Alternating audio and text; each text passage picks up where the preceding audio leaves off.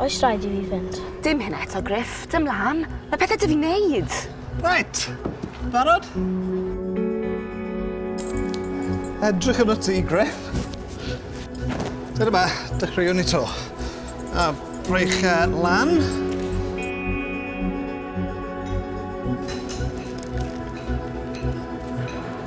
Sy'n ni'n mynd i tylwgi na, Griff, mae dy fam wedi ffono, wedi bod hi'n rhedeg bach yn hwyr. Wedes i wrthi ddim I fecso, a getre ti fi nan. Waw, dwi eisiau mynd adref, please. Dyna ni ma nawr.